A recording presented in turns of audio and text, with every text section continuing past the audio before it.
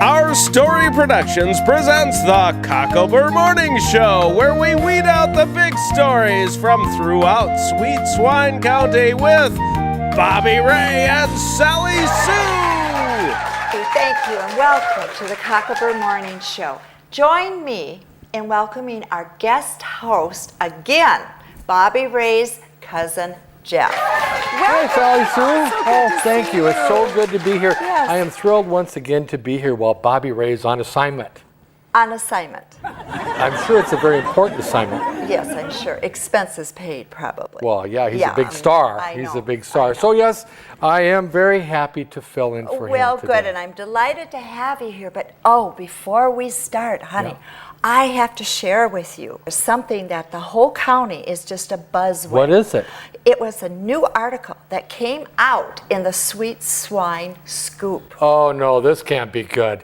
You know, doesn't the Sweet Swine Scoop remind you a lot of the National Enquirer? Oh, yes, and it has some really good stories. All the shocking things happening in Sweet Swine County, the headlines are just unbelievable. That's for and sure. I'll tell the audience, if you want to check these out, go to the website. So tell me about the headlines this time. I asked fearfully. Oh, my. Okay, ladies and gentlemen, here is another Sweet Swine Scoop headlines. All right. Okay, here we go. KLUK's TV's field reporter and restaurant critic won't interview Sweet Swine County businesses. No way. He refuses. This is not good. Sweet Swine Scoop has learned KLUK TV's new field reporter, Horace Digo, refuses to report on any Sweet Swine County businesses. Digo moved to Sweet Swine County after KLUK TV's owner, Cousin John, unexpectedly hired him away from that hit show, Canada Last Week. I love that show. And Cousin John hired him away from it. Oh, very interesting. When asked about his refusal to report on or to interview Sweet Swine County business owners, Digo flippantly told Sweet Swine Scoop, "Have you ever been in the businesses at Sweet Swine County? I thought to myself, if I'm going to survive being able to live here, I'll need to find a way to spend as much time as possible outside Sweet Swine County." Don't sound good. Digo's comments elicited the following comments, from his boss, Cousin John. Okay, hang on. This is what Cousin John said. "Well, I thought I was doing Mr. Digo a real favor by hiring him away from that rinky-dink Canadian show and giving him an entry into big-time television at KLUK. Well, he's pretty much right with that. Well, I know. Looks to me like I'm going to have to give this twerp a plethora of reasons why he can't thumb his nose at Sweet Swine County life if he wants to keep his job. And he'll learn to be more accommodating when I make him pay all of his expenses while he's traveling outside of Sweet Swine County to do those highfalutin reports.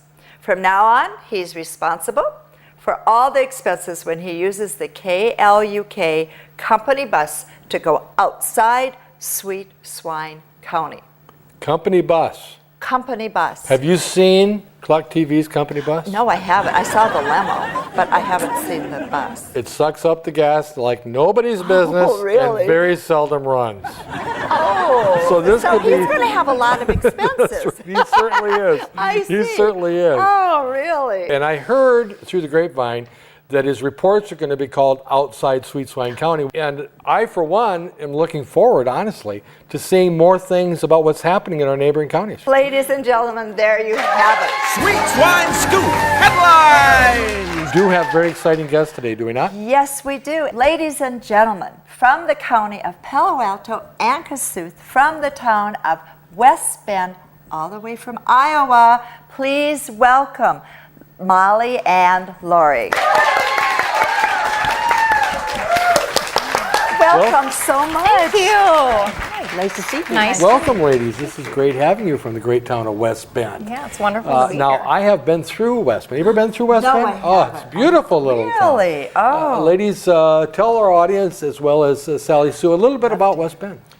Well, we're a small farming community based in Kossuth and Palo Alto counties of just under 800 people. We have a lot of attractions on our main street. We have everything from a local soda shop to of course, our eighth wonder of the world, the grotto. We have grocery store, our library, post office, eating establishments. I mean, we have a lot of things thriving and sometimes the small towns are dying out. We have a lot of great people that work hard to keep our main street thriving and just going great guns. So. Our producers tell us that you are with a company called Country Maid. Could you tell us something about the past and how it started? I sure can. We have been through a lot of changes in the past 20 plus years, and I happen to be lucky enough to be with Country Maid from the very beginning. Oh, really? How it began was Ken and Marlene were farming with their 6 children, our co-founders, and the farming crunch hit them. Mm-hmm. So to make ends meet, they would, with their 6 kids, take produce from their 5-acre garden, along with the butter braid pastries over to Algona, a neighboring town for farmers market. Then about May of '90, it became an official company. It got to be where they were producing in their basement, using a KitchenAid mixer which made 4 pastries at a time. So, we were cutting butter with paring knives, and we were, using rolling pins, doing everything by hand. By the end of '92, Ken was selling to like 50 different stores. Oh. So at that time, we moved then from their basement into the old hatchery building in West Bend. Uh-huh. In '97, we put up a new building. They gave us more production space. And we were in there, expanded several times because we just kept on growing. By 2002, pulled ourselves out of the grocery stores and we made the transition to just a fundraising market. We had enough supply and enough demand with our dealers that we needed to just concentrate solely on them. By 2003, we were 100% owned by the employees. We were an ESOP company. Wow. Yeah. Ken and Marlene, the co-founders, were looking for a great way to transition the company, no matter what happened to them, and they really wanted to continue to provide for the families that were with Country Maid. Incredible. It was a great thing. Your location in West Bend, was it ever considered taking it to a larger town or relocating or different things? Because it is a small community. Being in the town of West Bend has really just held a special spot in our co-founders' hearts, Ken and Marlene, and they've really passed it on to the employees that currently work there. And West Bend is just a very supportive town, and they have been so willing to support us and to grow with us, that it's never been a question in our minds to relocate elsewhere. So we've really enjoyed staying in West Bend. Now, this is sitting here, and it smells Absolutely. Wonderful. I understand it's still a touch warm yet. It's freshly baked. Oh, and this is the product that you have. This is the pastry that we've been That is our primary product. Yep, the one that got it all started. Now, you said you baked this then, and what does it come in frozen form, or what does it? Yeah, yep, we make it fresh on the line daily, and then it goes through a freezer. Oh, wow. Oh, really? Look at this. This is There's amazing. a good example. Then our employees package it, and we put it into our freezer in West Bend, and then we ship it to various different warehouses around the country. Very nice. Well, A little bit about our business model, just so we understand how it gets from our freezer basically to the hands of the customer, is that we sell to a national network of fundraising dealerships. Okay. And from there, they actually coordinate with local fundraising groups, so local nonprofit groups that need to raise funds. So if it's a choir or a band or a sports team or a church group, they use our product then as a means to raise funds for a lot of their causes. Nice, so then nice. it gets to the customer's hands by means of our dealer, and then the dealer delivers to the group, and then the students or whoever's selling then ends up delivering to the customer. so it sounds like you're a big part of the community, obviously. Yes, many communities since we do have a wonderful. national reach. Awesome. And tell us about some of the things that take place as far as events, activities, and things that you do throughout the year. Country Maid specifically in this last year has had a lot of exciting things going on. Sure. Lori mentioned we had 20 plus years. We actually just celebrated our 20th anniversary last year. 20 years. 20 years. Very Yep. cool. So And you've been there the whole 20 years? Pretty much. Where do you see Country Maid going? What's their future? I mean, you've grown so much and have done so much in the last 20 years. Where's the next 20 going? Well, I think it's just that continued focus on our foundation. Our co-founders really instilled a great culture within the company, and it's staying true to that, but allowing for innovation and growth so that we can remain a thriving company to continue to provide for the families at Country Maid. And I don't think I missed this, but how many employees do you have?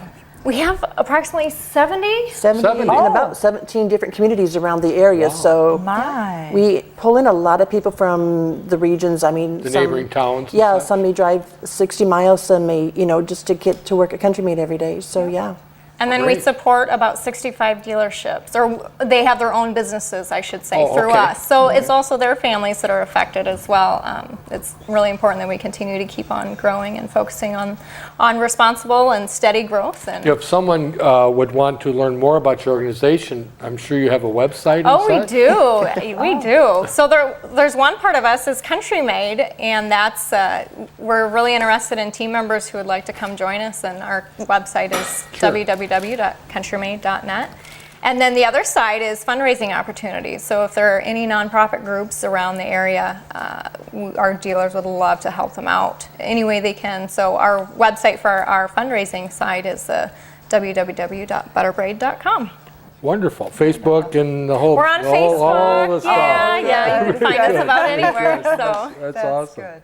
Okay, so while he's serving us, Molly, could you tell us something about the Country Maid's mission statement? Yes, you bet. Country Maid's mission statement is helping others help themselves. And this was given to us by the co-founders, Ken and Marlene Banwert. And they really believe that people truly want to work to provide for themselves and others, and believe that we should be willing to help make that happen. So how that kind of translates from our company is that Country Maid is able, hopefully to provide this great place to work and help the community and employees thrive and provide for themselves. And in return, our employees then make these butter braid pastries that enable our dealerships, so our fundraising dealerships, to own their own business and spend time with their families, volunteer in their own communities, things Very like that. nice. And then, so our employees are able to help dealers help themselves, and then through our dealers are able to connect with these nonprofit groups and help these groups raise funds for many other worthy causes. So it's really kind of a neat, it filters down through our entire line and our entire model, and in the end, everybody really just wraps their hands around the mission and really believes in helping others help themselves. Very nice, very nice. It seems, he's eating already. Very nice. He's eating already. Absolutely delicious. We have brought our extra pastries, not only for you guys, but for everyone out in the my audience. God. Oh, very nice. The whole audience. Oh, thank you, Molly and Lori, for being with us today. Thank you, our viewers, for watching the Cocklebur Morning Show, where we weed out the big stories throughout Sweet Swine County and beyond. Bye-bye.